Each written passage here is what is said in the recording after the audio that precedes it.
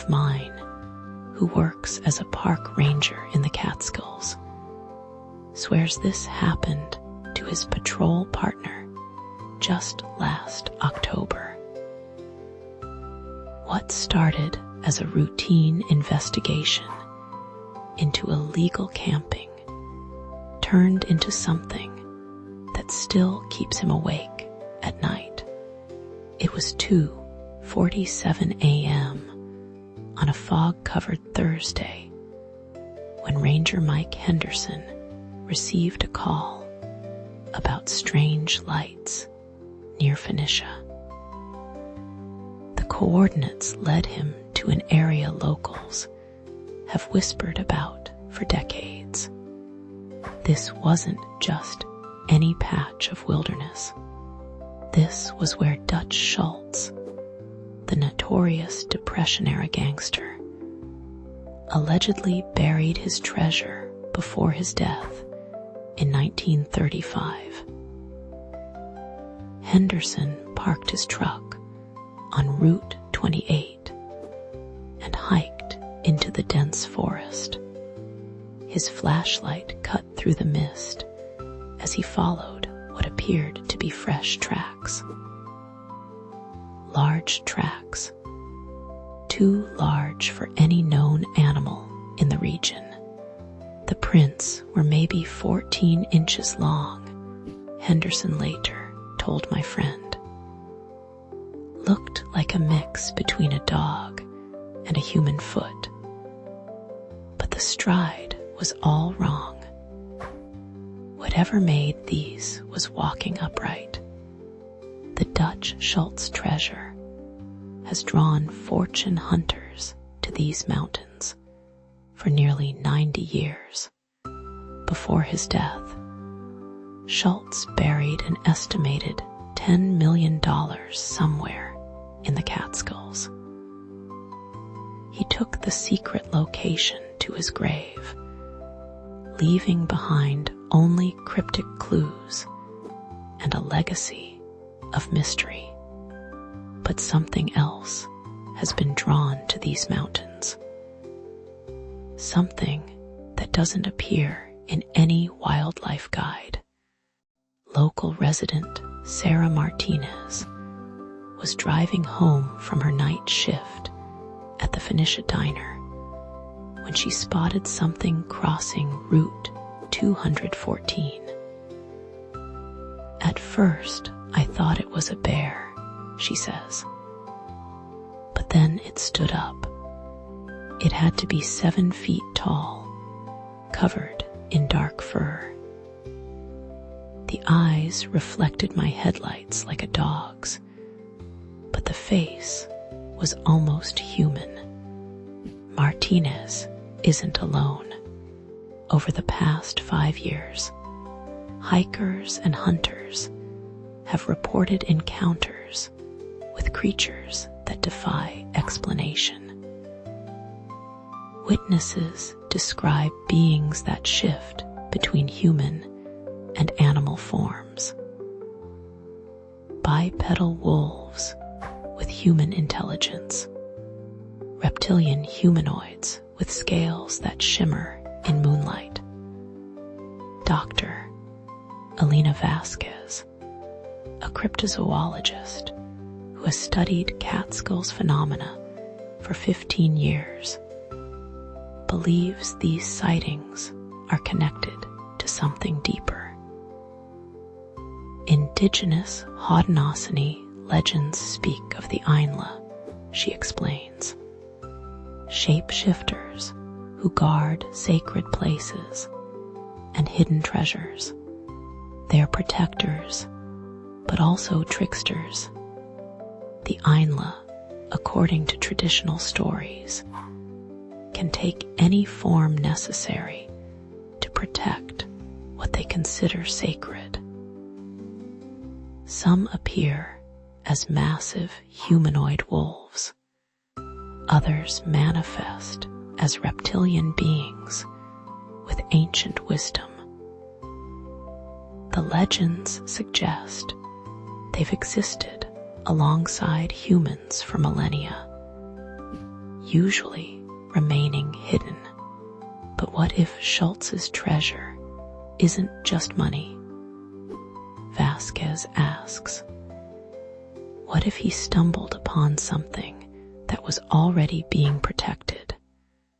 Ranger Henderson's encounter that October night supports this theory.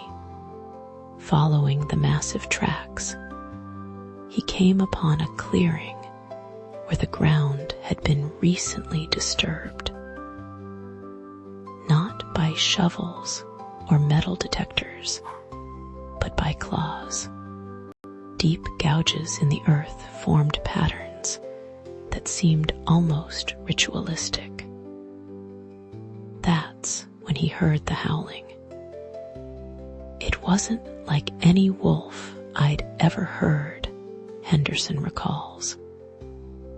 There were harmonies, like multiple voices singing together. But underneath, there were sounds that were definitely human, words I couldn't understand. Henderson's radio crackled with interference as the howling grew closer. Through the static, he caught glimpses of movement between the trees. Multiple figures, some walking upright, others on all fours, all moving with purpose toward his location. He ran. The next morning, Henderson returned with backup and a metal detector. The clearing was empty, but the claw marks remained.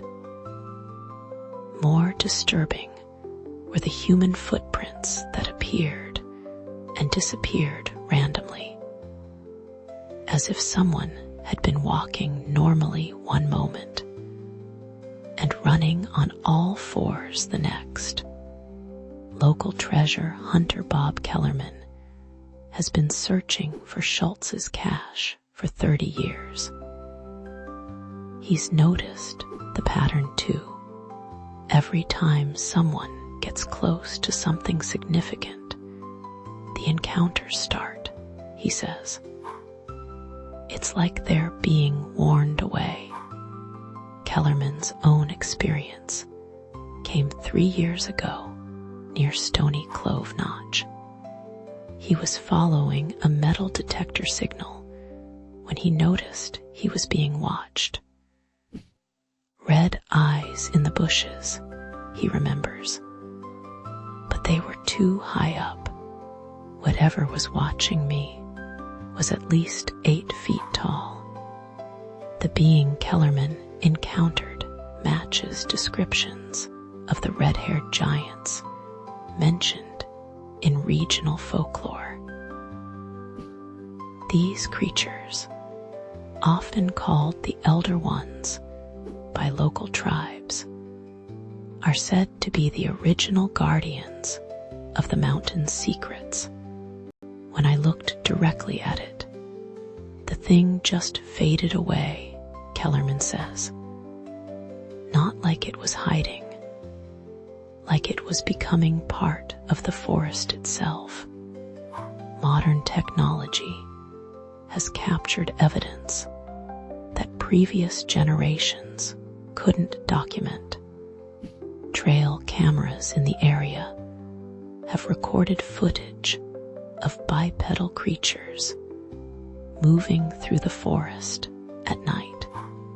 Thermal imaging shows heat signatures that shift and change in ways that suggest shape-shifting abilities. One particularly compelling video, posted anonymously on Reddit last summer, shows what appears to be a humanoid figure digging in the exact area where Schultz's treasure is believed to be buried. When the camera's night vision switches on, the figure turns toward the lens, revealing eyes that reflect light like an animal's before the footage cuts to static.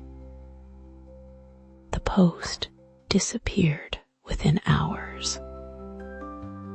The user account was deleted, but copies of the video continue to surface and vanish across social media platforms. Dr. Vasquez believes we're witnessing an ancient pact being honored. These beings aren't just random cryptids, she explains. They're fulfilling a purpose that predates human settlement in the region. They're guardians of something we don't fully understand. The question remains, what exactly are they protecting? Is it Schultz's buried treasure? Or something far older and more significant? Recent expeditions, equipped with ground-penetrating radar, have detected large metallic objects buried throughout the suspected treasure zone. But every attempt to excavate has been met with equipment failures, sudden weather changes, and encounters with the unexplained. Last month, a team from the Discovery Channel arrived to film a documentary about the treasure hunt. Their equipment malfunctioned on the first night. Security cameras captured footage of their camp being circled by multiple figures that seemed to phase in and out of visibility. The crew left the next morning without explanation. As autumn returns to the Catskills, the encounters are increasing.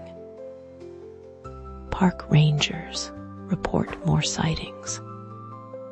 Hikers describe feeling watched on trails that have been safe for decades. And somewhere in those ancient mountains, Dutch Schultz's treasure waits, protected by guardians who have been waiting far longer than anyone realizes. The real question isn't whether these creatures exist. It's why they've chosen now to reveal themselves. What has changed in our world that requires their intervention? And what will happen if someone finally succeeds in claiming what they're protecting?